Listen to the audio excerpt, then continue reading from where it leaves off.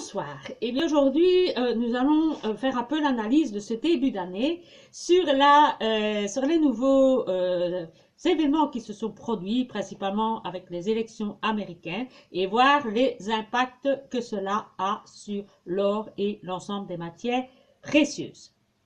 Alors, l'or, bien, comme vous l'avez remarqué, il progresse. De jour en jour, il bat des records. Et pourquoi? Ben, on peut dire résumé, que c'est à cause de l'inquiétude, de l'inflation, des tarifs douaniers annoncés sur le Mexique, le Canada et la Chine. Alors, je tiendrai mon analyse sur ce qui s'est passé fin janvier. Pourquoi? Parce que la période antérieure au 20 janvier, ben, c'était une période attentiste où on attendait de voir ce que Trump allait prendre comme initiative lorsqu'il allait entrer en fonction. En effet, tout le monde essayait de voir si réellement il allait tenir parole et appliquer ce qu'il avait annoncé dans sa campagne électorale. Donc, je m'en tiendrai donc à la période du 27 au 31 janvier. Ce qui concerne les États-Unis, en point numéro 1, eh bien, les États-Unis continuent à se définir toujours comme une cryptonation et en position forte sur l'or avec tout ce qui concerne la Fed. Les USA ont assez d'or pour tout ce qui concerne leur valeur refuge et pour le reste, en ce qui concerne par exemple l'armement pour l'armée et les autres secteurs industriels, eh bien ça c'est du ressort de l'argent et par conséquent ça entre hors de propos ici de ce que nous allons parler de l'or. Alors, comme vous l'avez remarqué, bien alors, il a passé son plancher de 2800 $. L'argent est toujours au-dessus des 30 $ et a fait le meilleur rendement depuis ma dernière vidéo. Le platine a également repris des couleurs avec 985 $. Quant au palladium, enfin, il se réveille et on le retrouve avec 1045 $. L'or dépasse les 2800 $, comme je viens de vous dire, le plancher fatidique des 2800, suite à la baisse de l'inflation. Conséquence de cela, eh bien, la Fed a, de ce coup-là, réduit ses taux d'intérêt et, conséquence d'une réduction des taux d'intérêt, eh bien, l'or est reparti à la hausse. Et selon Goldman Sachs, eh bien, l'achat d'or par la banque a un caractère qui reste strictement structurelle et cyclique. Bien, l'Union européenne, eh bien, on peut toujours dire que la croissance économique, eh bien, elle est quasi nulle. Alors, deux exceptions près, c'est l'Espagne et le Portugal qui, eux, sont toujours positifs. Conséquence de cela, eh bien, la BCE, dans la généralité, eh bien, a baissé ses taux d'intérêt et conséquence de tout ça, eh bien, l'euro est en dessous du dollar, la parité eh bien, est à la baisse et on voit encore en conséquence que les actions ont repris également leur montée, sauf en Allemagne et en France avec le CAC 40 qui sont toujours à la baisse. Aux États-Unis, la croissance augmente, la consommation augmente également, elle est à 4,2 et l'investissement des entreprises, elle est en train de diminuer. Alors, ce qu'on remarque, eh bien, c'est que les réglementations politiques ont l'air d'avoir un plus grand poids sur l'économie pour le moment que les mécanismes, je vais dire, naturels de l'économie. La politique l'emporte donc sur l'économie. On voit une augmentation des droits de douane, les sanctions des pays de certains pays contre d'autres pays. On voit aussi la progression de l'économie de certains pays comme les États-Unis et tout cela a plus d'importance finalement puisque ce sont des actions qui sont liées à des stratégies politiques, et bien ça a l'air d'avoir plus d'influence sur le cours de l'or que l'économie en elle-même. Par conséquent, bien, tous ces éléments-là que je vous ai donnés entraînent inévitablement une instabilité financière et il faut donc s'attendre à ce que les obligations aient des rendements beaucoup plus faibles et avoir beaucoup plus de volatilité. Le PIB, quant à lui, eh bien, il régresse et ça devrait, selon les analyses, perdurer encore pendant un certain temps, mais quand même relativement longtemps et pas seulement quelques mois. Eh bien, dans une après une période attentiste, l'or reste influencé par les risques tarifaires et politiques, tandis que les cessez-le-feu qui ont eu lieu au Moyen-Orient, les libérations d'otages, etc., eh bien, quant à eux, ça a eu beaucoup moins d'impact sur l'évolution des marchés. Si nous regardons des spécialistes et experts dans le domaine financier, ce mois-ci, j'ai choisi de me tourner vers Warren Buffett.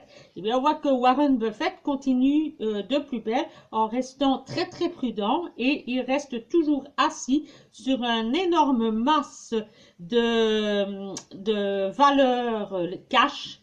Et il n'a pas l'air de changer son fusil d'épaule pour l'instant. Or, il aurait pu le faire fin 2024 puisque les actions fonctionnaient très bien. Il aurait pu avoir un excellent bénéfice avec le pactole dont il dispose en cash.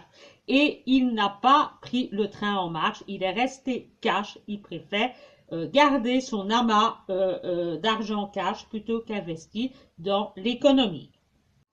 Donc, comme je vous le dis, les événements politiques ont beaucoup plus d'importance que tout ce qui pourrait arriver au niveau économique. Et les deux éléments clés qui déterminent et qui influencent l'or principalement et l'argent en parallèle parce qu'il suit souvent le cours de l'or, eh bien, c'est principalement les deux raisons suivantes. La première, c'est la question du commerce de l'or et la deuxième raison, eh bien, c'est les droits, les tarifs douaniers. Alors, en ce qui concerne le premier événement, qui est tout ce qui concerne le commerce de l'or, eh bien, on remarque que les exportations entre la Grande-Bretagne et les États-Unis sont énormes pour le moment. Il y a une énorme évolution de la demande, ce qui n'était pas le cas par le passé, puisque la demande de l'or était uniquement alimentée par la demande de l'Est. L'Occident était relativement calme, et voici qu'à présent, eh bien, les États-Unis s'allient à la vente de l'Est. Ils ont une crainte grandissante sur les taxes d'importation de l'or, et le but, c'est que beaucoup craignent qu'à l'avenir, eh bien, on impose également une taxe sur l'importation de l'or aux États-Unis, dont les gens essayent de faire leurs réserves avant que cela ne soit d'application. Et vu cette demande importante de l'or, eh bien, actuellement, quand on commandait de l'or aux États-Unis, ben, le lendemain, vous aviez votre or. Et ben, actuellement, il faut un délai de 8 semaines. D'où beaucoup d'informations circulaient ces derniers jours en indiquant qu'il y avait une pénurie sur le marché de l'or, ce qui est totalement faux.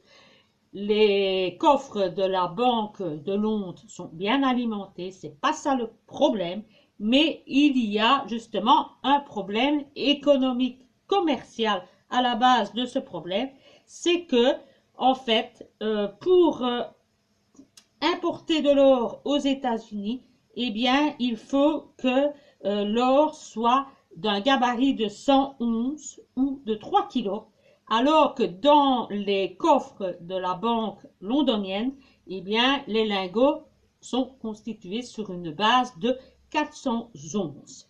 Ce qui fait que l'on doit les envoyer en Suisse, les raffiner, les refondre pour reconstituer un lingot compatible avec la réglementation américaine pour pouvoir les importer. Donc, il y a un mécanisme de transformation en plus et donc le délai de livraison est par conséquent plus élevé puisqu'il y a un travail à la base en plus qui avant n'existait pas, il suffisait juste de l'envoyer.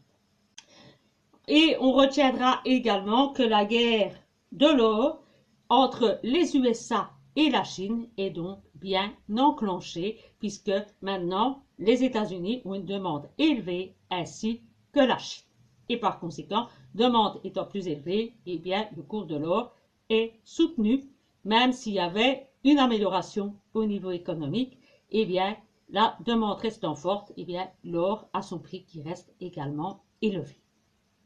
Bien, ce phénomène de transformation de l'or, eh bien, cela existe en fait depuis 2023. Mais on voit seulement maintenant que ce phénomène existe, donc ce phénomène devient seulement visible au début de cette année 2025 et ce phénomène devrait normalement rester stationnaire, il ne devrait pas y avoir de grande évolution mais c'est perdurer dans le temps puisque tout cela est lié finalement à de la réglementation et il faut faire également le parallélisme avec l'argent, on a le même problème. Alors, je terminerai ce premier point en disant que, comme beaucoup l'ont entendu, c'est que les États-Unis sont en train de rapporter l'entièreté de leur or aux USA. C'est pas un phénomène qui est unique. Les Américains ne l'avaient jamais fait, sont en train de le faire. Enfin, c'est l'arrivée de Trump avec ses nouvelles théories et ses nouvelles positions politiques. Mais c'est pas le seul pays à l'avoir fait. Si on reprend dans le passé, eh bien, on peut parler de l'Allemagne en 2016, on peut parler de la Chine et de l'Inde qui font également la même chose. Et donc, on peut considérer que ce phénomène n'est pas plus exceptionnel que d'autres pays. Et on peut donc traduire cela en disant que c'est un phénomène mondial normal. Mais enfin, on peut néanmoins relever cette information que les États-Unis réapportent l'entièreté de leur stock d'or chez eux et sous forme physique. Conséquence de tout ça, eh bien, le fait que l'on ait recours à l'importation d'or sous forme physique, eh bien, fait qu'il y a également une tension au niveau de l'or sous forme papier, les EFT, et que le cours actuel est plutôt en baisse et va plutôt mal comparé à l'or physique qui, lui, comme je vous l'ai dit, eh bien, bat des records de jour après jour. Finalement, eh bien, quand on voit que les États sont en train de s'accaparer de l'or et de l'or physique pour l'avoir de manière tangible, on ne comprend pas pourquoi la population ne pourrait pas faire de même et on pourrait même être tenté de dire pourquoi ne copions-nous pas ce que les États, avec de très grands conseillers à la base, font. Pour ceux qui ont entendu parler de ce phénomène, parce qu'on en parle très peu, on fait passer ce problème-là sur la forme qu'il y aurait une pénurie de l'or, et bien ce phénomène de transformation de l'or, eh bien cela existe en fait depuis 2023. Mais on voit seulement maintenant que ce phénomène existe, donc ce phénomène devient seulement visible au début de cette année 2025, et ce phénomène devrait normalement rester stationnaire, il ne devrait pas y avoir de grande évolution, mais c'est perdurer dans le temps puisque tout cela est lié finalement à de la réglementation et il faut faire également le parallélisme avec l'argent, on a le même problème. Alors, je terminerai ce premier point en disant que, comme beaucoup l'ont entendu, c'est que les États-Unis sont en train de rapporter l'entièreté de leur or aux USA. C'est pas un phénomène qui est unique. Les Américains ne l'avaient jamais fait, sont en train de le faire. Enfin, c'est l'arrivée de Trump avec ses nouvelles théories et ses nouvelles positions politiques. Mais c'est pas le seul pays à l'avoir fait. Si on reprend dans le passé, eh bien, on peut parler de l'Allemagne en 2016, on peut parler de la Chine et de l'Inde qui font également la même chose. Et donc, on peut considérer que ce phénomène n'est pas plus exceptionnel que d'autres pays. Et on peut donc traduire cela en disant que c'est un phénomène mondial normal. On retiendra également que la guerre de l'or entre les USA et la Chine est donc bien enclenchée puisque maintenant les États-Unis ont une demande élevée ainsi que la Chine. Et par conséquent, demande étant plus élevée, eh bien le cours de l'or est soutenu, même s'il y avait une amélioration au niveau économique, eh bien la demande restant forte, eh bien l'or a son prix qui reste également élevé. Alors, je terminerai cette vidéo en vous disant qu'il va être intéressant de suivre dans les prochaines semaines l'évolution des taux à 10 ans aux États-Unis parce que avec le travail que Elon Musk est en train de réaliser là-bas, eh bien, s'il vient à réussir ce qu'il s'est entrepris à réaliser aux États-Unis, eh bien, les taux à long terme à 10 ans des bons d'État américains pourraient redevenir très intéressants. Donc, il va donc être utile d'avoir un œil rivé sur les obligations à long terme, les OLO à 10 ans, dans les prochaines semaines aux États-Unis. Alors, qu'est-ce qu'on peut conseiller concernant les portefeuilles en euros? Eh bien, c'est qu'il ne faut surtout pas prendre des obligations pour l'instant en devise euro. Et il vaut mieux, si vous êtes en portefeuille en devise euro, vous tournez vers l'or et les actions en Europe, peut-être en évitant le CAC 40 français et les Allemands qui fonctionnent moins bien, mais pour les autres pays, c'est quand même excellent et toujours mieux que les obligations. Donc, privilégiez donc les actions européennes. Aussi se positionner peut-être du côté asiatique avec, pour ceux qui aiment bien d'avoir du cash, pourquoi ne pas acheter du yen en cash et aussi entrer sur le marché des actions asiatiques. Alors, on dit aussi de maintenir des positions vers le pétrole et si vous en avez déjà, renforcé votre position et s'attendre dans un proche avenir à ce que l'euro dégringole. Américain, eh bien, on vous conseille d'acheter des actions en dollars et de diminuer la part de l'or. Certains vont jusqu'à même dire de vendre la moitié de l'or pour réinvestir en grosse quantité sur le terrain asiatique et dans les secteurs énergétiques américains. Si c'est un portefeuille à tendance asiatique, eh bien là, on vous dit de vendre également votre or, de renforcer votre part énergétique en devise américaine dollar et de garder aussi vos positions en actions et investissements asiatiques.